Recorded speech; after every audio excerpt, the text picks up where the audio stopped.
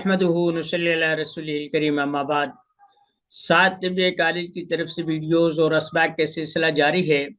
آج ہم قومی سطح پر کچھ بیماریوں کی جو انسانی مزاج، انسانی طبیعت اور انسانی نفسیات میں رچی بسی ہوئی ہیں کے بارے میں بات کریں۔ عمومی طور پر ہم لوگ بالخصوص مذہبی لوگ دین سے جو وابستگی کا اظہار کرتے ہیں وہ لوگ، میں دیندار نہیں کہتا، کیونکہ جو مذہب اسلام نہیں بلکہ دین اسلام، مذہب اور دین میں بہت زیادہ فرق ہے۔ میں مذہبی لوگ کہوں گا، دینی مزاج کے جو لوگ ہوتے ہیں ان میں وسعت ہوتی ہے، ان میں برداشت ہوتی ہے، ان میں قبول کرنے کی صلاحیت ہوتی ہے، اپنی بات پہنچانے کا سلیقہ ہوتا ہے۔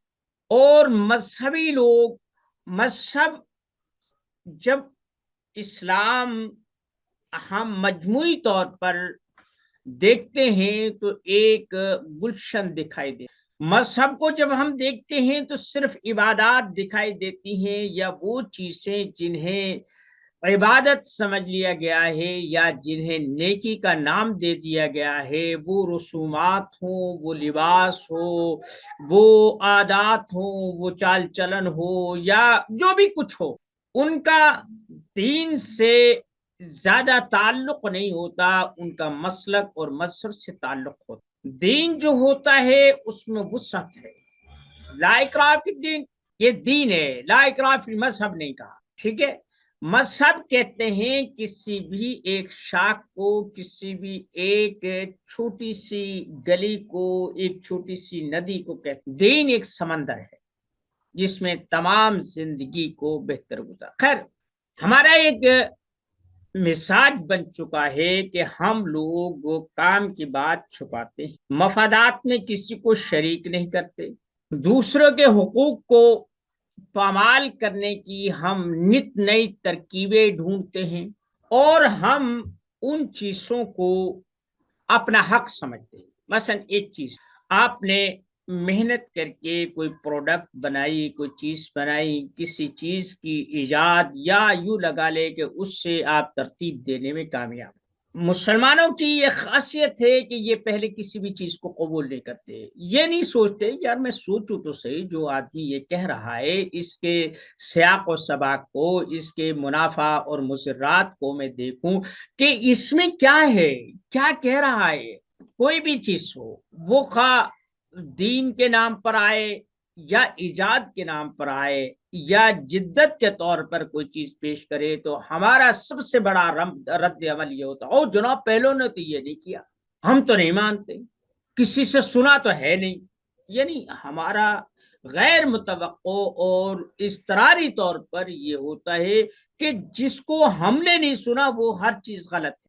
اب دیکھیں، میں آپ کو ایک اور مثال دوں۔ ہم لوگ طب اور عملیات سے یہ دونوں شعبے بخل، امساک اور خود فریب بھی میں اتنے زیادہ مبتلا ہیں کہ بپناہ خود یہ کسی سے نسخہ مانگ لیتے ہیں، دیتے نہیں۔ پھر اگر کوئی چیز ڈھنگ کی ہاتھ بھی آ جائے تو اس میں ہیرا پھیری اتنی کرتے ہیں، کوئی اصل نسخہ معلوم نہ کرے۔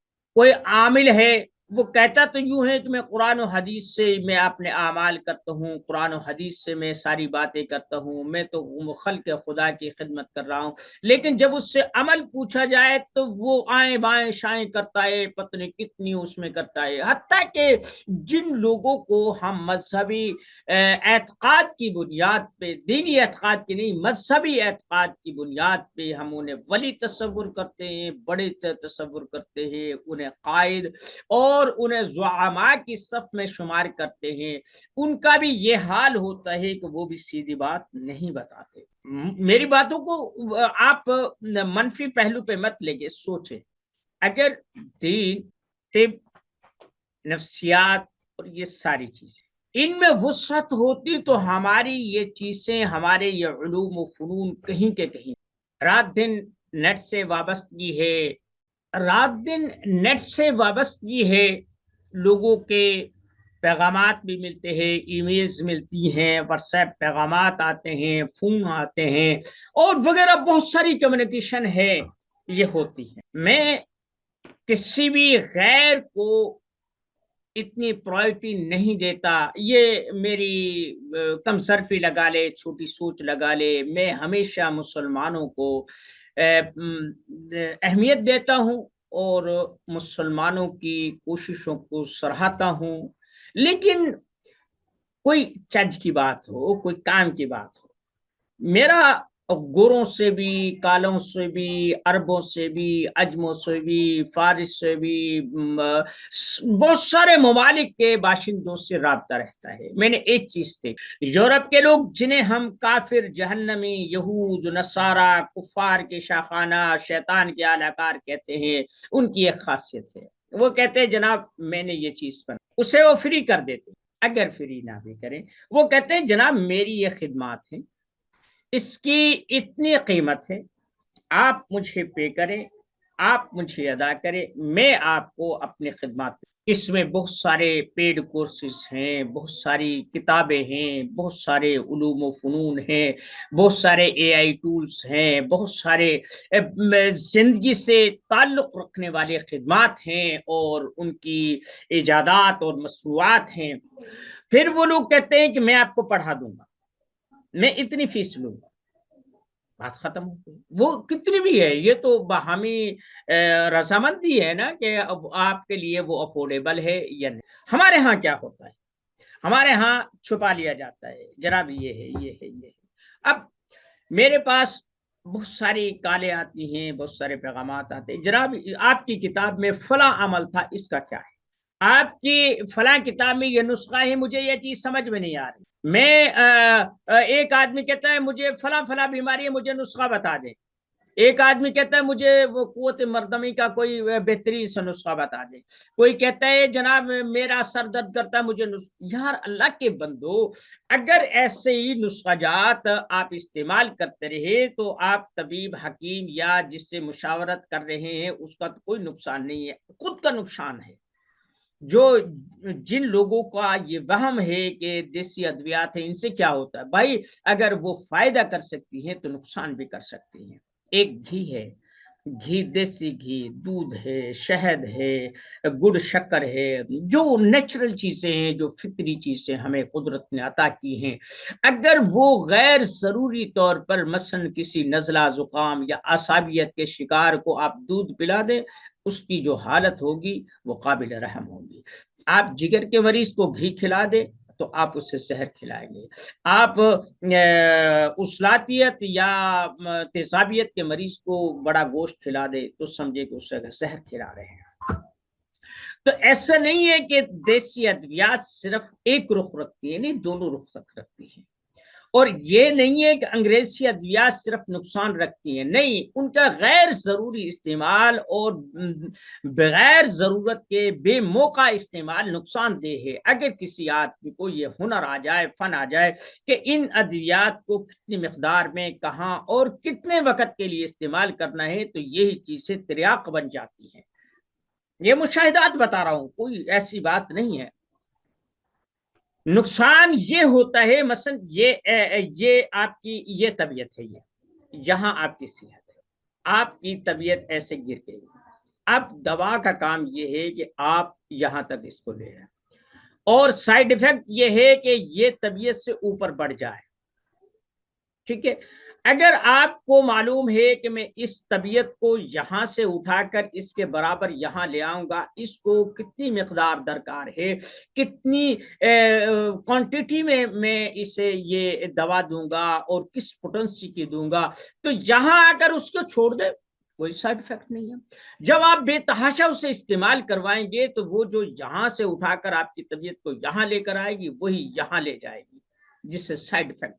اب فلاں عمل ہے فلاں، میں ان سے ایک بات کہتا ہوں، میں ان کے بھائی بات دیکھیں، یہ ہے کہ آپ نے کتاب پڑھی، ہم نے آپ کو فری ڈاؤن لوڈ ہے، آپ یہ پڑھیں، اگر کوئی چیز سمجھ میں نہیں آتی تو آپ پہلے اس ہنر کو، اس فن کو، وہ طب ہے، عملیات ہے، نفسیات ہے، وہ پامسٹری ہے، وہ نجوم ہے، یا وہ نفسیات ہے، یا کچھ بھی آپ کوئی بھی ہنر لگا سکتے ہیں، آپ اسے پہلے پڑھیں، سمجھیں، اور پھر جس عامل کی یا جس طبیب کی یا جس ماہر کی آپ خدمات لینا چاہتے ہیں اس کو حق الخدمت ادا کریں۔ وہ پھول تو نہیں سونگتا، آسمان سے من و سلوا تو نہیں اترتا، یہ یا عیسیٰ علیہ السلام کی محفل میں بیٹھا ہوا تو نہیں، انزل علینا مائدۃ من السماء تکون لنا عیدا لاولنا وآخرنا، کہ آسمان سے کوئی ایسا دسترخوان اترے جس سے دو چار نوالے یہ بھی آپ نے بھر لیں، نہیں بھائی،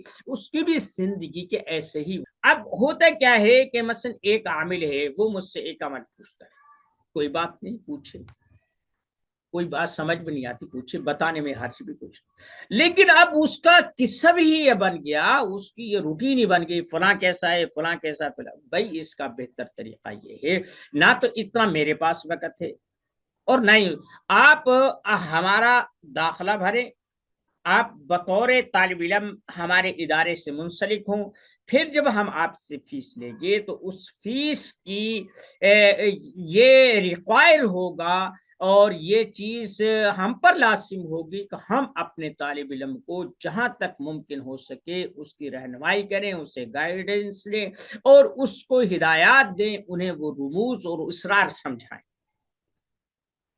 اب ایک آدمی وہ کہتا ہے فلاں عمل کیسا ہے، وہ کیسا ہے، آپ نے جو فلاں کتاب میں فلاں کا حوالہ دیا تھا آپ اس کی عبارت کو ٹھیک کر دیں، آپ نے جو اس کتاب کا حوالے دیا تھا وہ کتاب مجھے یار اللہ کے بندو، اس کا مقصد یہ ہے کہ میں نے زندگی میں اور کچھ نہیں کرنا؟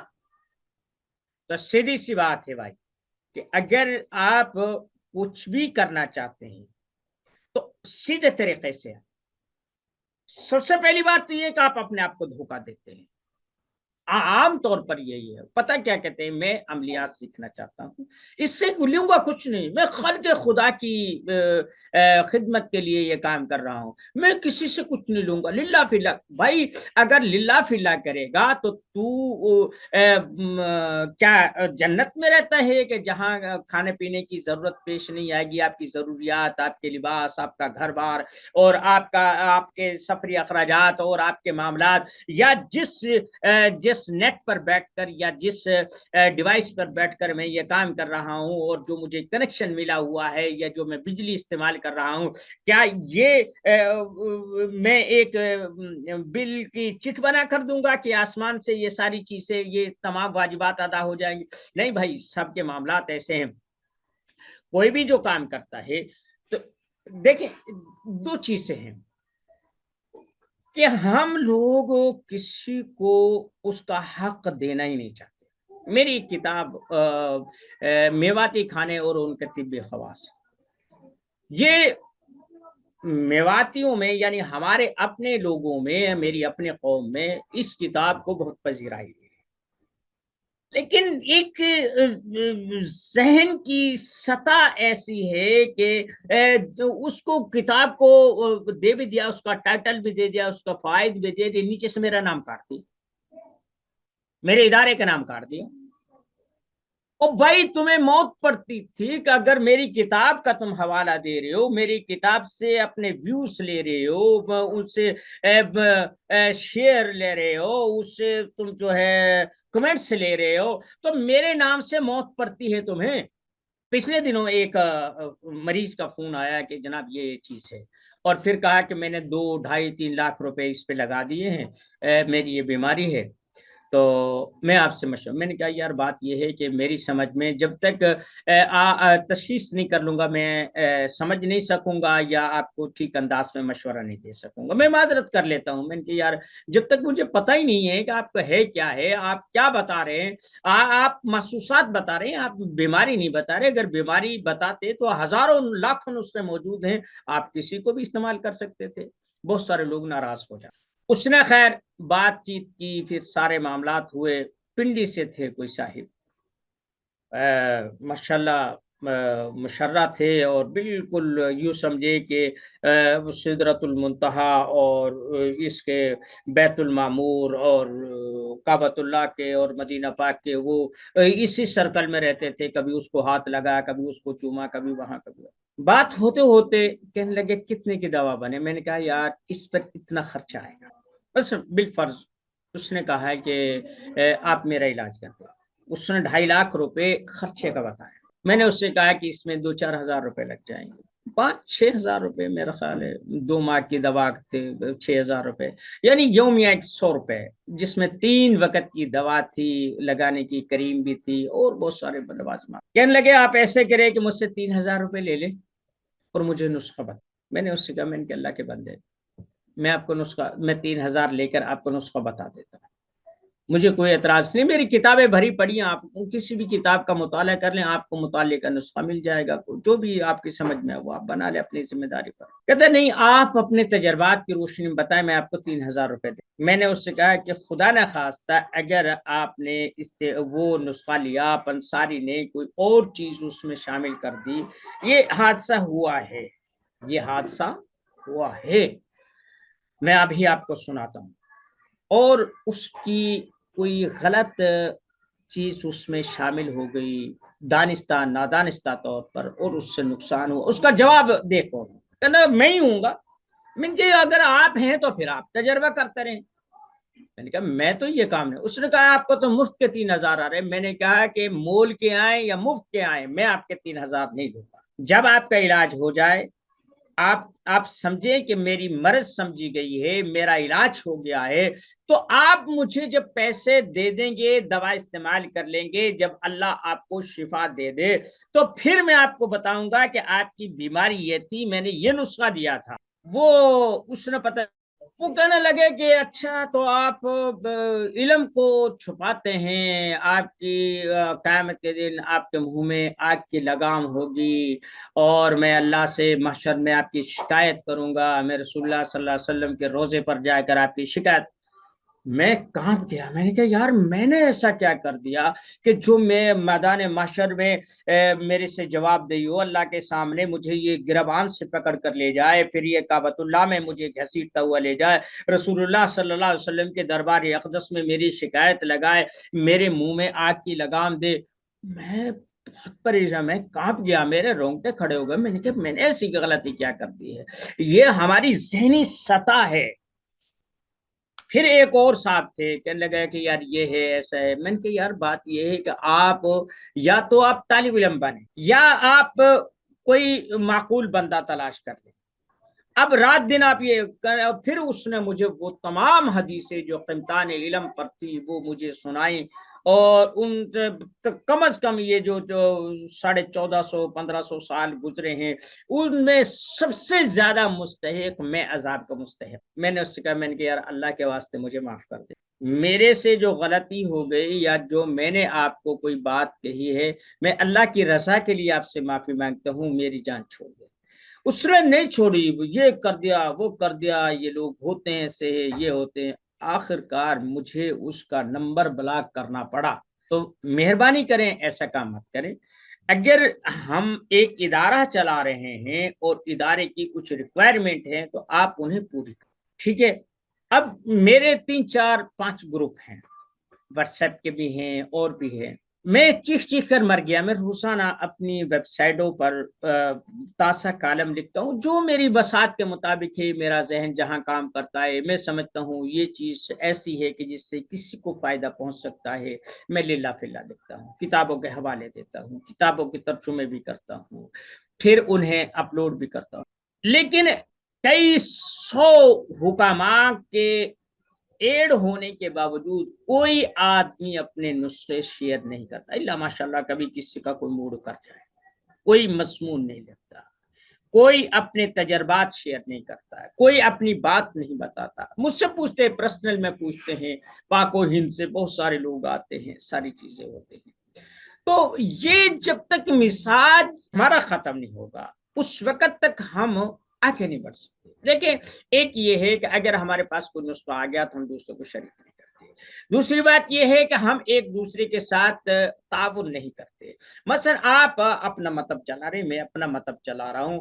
میں لاہور بیٹھا ہوں، آپ اسلام آباد بیٹھے ہیں، ایک دہلی میں بیٹھا ہے، ایک کلکتہ میں، ایک حیدرآباد میں بیٹھا ہے، ایک کراچی بیٹھا ہے، ایک ڈھاکہ میں بیٹھا ہے، ایک نیپال میں بیٹھا. اب اگر یہ کوارڈینیشن کر لیتے ہیں، ایک ایسا چین بنا لیتے ہیں کہ جس میں آپ ایک پروڈکٹ کو آپ 5 جگہ پر اس کی تشہیر کریں، اس پر تجربات کریں اور اس کی مفید اور منفی خصوصیات کو پرکھیں اور اس میں اصلاح کریں. اگر وہ چیز کامیاب ثابت ہوتی ہے تو آپ سب کے لیے وہ بینیفٹ ہے. اب جو آدمی ہندوستان حیدرآباد میں ہے یا دمام میں بیٹھا ہے یا جدہ میں بیٹھا ہے، کویت بیٹھا ہے، وہ کہیں بھی بیٹھا ہے، تو وہ اپنا رزق کھائے گا، آپ کا کیا لے گا؟ ٹھیک ہے. ایک دوسری بات یہ ہے کہ ہم لوگ ایک مریض پکڑتے، اس سے ہم نے فیس وصول. اب اس فیس میں ہوتا کیا ہے، ہم انہیں پتہ نہیں کیا کیا لالچ دیتے ہیں، کیا کیا باتیں کہتے ہیں کہ یہ چلتا ہے یہاں، آلہ گیلا سب جلتا ہے. تو ہم کہتے ہیں کہ مجھے اس چیز کی ضرورت ہے اور آپ مجھے بات. اب اس کی 2 صورتیں، یا تو یہ ہے کہ مجھے یا کسی کو بھی جس کی آپ خدمات لے رہے ہیں اس سے آپ طے کر لیں کہ میں آپ کو ایک سوال کے یا دن کے، مہینے کے اتنے پیسے ادا کروں گا، اتنی فیس ادا کروں گا. وہ آدمی کیونکہ وہ اس سے بینیفیشری ہے اور اس سے فائدہ اٹھا رہا ہے، تو اب وہ آپ کے سوالوں کے جواب دینے کا پابند ہے اور وہ ٹھیک دے گا تاکہ اس کا روزی روٹی کا سلسلہ چلتا رہے. آپ کو بھی پتا ہوگا کہ میں فیس دے رہا ہوں، بے دھڑک آپ اس سے سوال کریں گے اور یہ کئی ممالک میں میں کر رہا ہوں. ٹھیک ہے. دوسرا، آپ کسی سے پوچھیں گے، وہ 1 دفعہ بتائے گا، 2 دفعہ بتائے گا، 3 دفعہ بتائے گا. آپ تو فیس لے رہے ہیں، آپ تو اپنے مریضوں کو، اپنے مریدوں کو، اپنے متعلقین کو فیض یاب کر رہے ہیں، لیکن اسے کیا مل رہا ہے؟ تو بھائی بات یہ ہے کہ یہ پانی جب تک یہ سرکل میں رہے، جب تک یہ چلتا رہے، روانگی میں رہے اور اس کا بہاؤ برقرار رہے، تو اس میں بدبو اور تعفن پیدا نہیں ہوتا. یہ فصلوں کی آبیاری کے لیے بھی، ان کی نشو و نما کے لیے بھی استعمال ہوگا اور اس میں تعفن بھی پیدا نہیں ہوگا، وسعت بھی ہوگی، ایک باغ بھی لگ جائے گا اور یہ ساری چیز ہو جائے گی. اور اگر آپ نے اس کو ایک جوہڑ میں بند کر لیا تو پھر اس کا نتیجہ بھی یہی ہوگا کہ پانی تو ہوگا لیکن اس سے اتنا آپ فائدہ نہیں اٹھا سکیں گے جتنا کہ زرخیز کھیت کو آپ کر کے دیکھیں. اگر ایک کھیت میں فصل ہوئی ہے، گندم ہوئی ہے، اب اس سے آپ بھی کھائیں، اس سے گھر والے بھی کھائیں، اس سے رشتہ دار بھی کھائیں، آپ اس سے فروخت بھی کریں، آپ اس سے فائدہ بھی اٹھائیں. اور اگر آپ نے وہی ایک چھوٹا سا اس کو رکھا کہ بھائی میں کھا لوں، تو پھر وہ کھیت بھی برباد ہو جائے گا، آپ بھی برباد ہو جائیں گے. تو بات یہ ہے کہ یہ جو ہماری قومی بیماریاں ہیں، چھپانا، بخل کرنا، امساک رکھنا، اصل چیز کسی کو نہ بتانا، دوسرے سے حاصل کر لینا، ان سے توبہ طائب جتنی جلدی ہو جائیں گے اتنا بہتر ہے. آپ ایک اپنا نیٹ ورک قائم کریں اور آپ جس شعبے سے ہیں، جس سے بھی ہیں، آپ ماہرین سے رابطہ کریں، آپ ان سے کریں. اور جب آپ ان سے رابطہ کریں گے، ان کی خدمات کو حاصل کریں گے، اگر انہیں کچھ پے بھی کرنا پڑتا ہے تو یہ نقصان میں نہیں ہے. آپ اگر اس کو نہیں دیں گے، آپ اپنے طور پر ایک کام کریں گے اور ناکام ہوں گے. ایک تو آپ کی ساکھ کو نقصان ہوگا، ایک آمدن کا ذریعہ بند ہو جائے گا. کیونکہ جب مریض مطمئن نہیں ہوگا، ٹھیک نہیں ہوگا، تو وہ آپ کی ریپوٹیشن کی واٹ لگا دے گا. اور اگر آپ بالفرض آپ نے 1000 روپے مریض 100 روپے ایک ماہر کو دے دیا کہ یہ میرے پاس مریض آیا ہے اور میں اس کے بارے میں آپ سے مشاورت چاہتا ہوں، وہ اس کا قارورہ منگوائے، اس کی کیفیات دیکھے، اس کی زبان دیکھے، اس کی آنکھ دیکھے، یا جو اس کا طریقہ کار ہے وہ اسے بتا دے، اس سے کی یہ غذا ہے، اس کے لیے یہ دوا ٹھیک رہے گی، اس کے لیے یہ چیزیں منع کر دی جائیں. اب وہ جو 100 روپے آپ نے دیا ہے اس میں میں وہ آدمی 30-40 سال کا ماہر ہے، یا کوئی شوگر کا ماہر ہے، کوئی نفسیاتی امراض کا ماہر ہے، کوئی جگر گردے کا ماہر ہے، آپ نے اسے 100 روپے دیا، اس کی مہارت سے آپ نے نسخہ تجویز کیا اور مریض کو اس کا فائدہ ہوا، تو وہ 50 لوگوں کو کہے گا کہ میں مرنے والا تھا، اس سے میں نے نسخہ لیا ہے۔ اب آپ کے پاس کتنے پہ؟ آپ نے 100 روپے بچا، جو ماہر کا حق تھا آپ نے وہ اسے نہیں دیا۔ آپ کا جو اگلا وہ تھا، اگلے جو 10 مریض تھے وہ پینڈنگ ہو گئے، کیونکہ آپ کی ریپوٹیشن خراب ہو گئی، آپ اسے ہینڈل نہیں کر سکے۔ اس کو 100 روپے دینے سے مزید 100 روپے آگے، اور آپ کو کتنا منافع ہوا؟ ہر مریض کے 900 روپے۔ آپ نے کتنے دیے 10 مریضوں کا؟ 1000 روپے، اور آپ نے کتنے دیے؟ 9000 روپے، صرف 100 روپے کے اوپر۔ لیکن یہ چیزیں بتائے کون؟ ہماری تو ایک سوچ ہو گئی ہے کہ ہم نے دوسرا کا حق مارنا ہے، دوسرے کی محنت کو قبضہ کرنا ہے۔ اب دیکھیں نا، ایک مارکیٹ میں ایک آدمی ایک برانڈ بناتا ہے، اب ہم اچھی تحقیق بھی کر سکتے ہیں، آگے بھی بڑھ سکتے ہیں، وہ بیچارہ ابھی بنا کر فارغ بھی نہیں ہوتا، مارکیٹ میں 2 نمبری اتنی آ چکی ہے، اسے نقل کرنے والے، اسے کاپی کرنے والے اس کا بھٹا بٹھا دیتے ہیں۔ جو لوگ کاپی کر رہے ہیں کیا وہ ایجاد نہیں کر سکتے؟ لیکن یہ ایک مائنڈ سیٹ ہے، ایک ہماری ایک گھٹیا سوچ ہے۔ جب تک ہم اس سے باہر نہیں نکلیں گے، ہمارے لیے راستے میں کشادگی پیدا نہیں ہوگی۔ وما علینا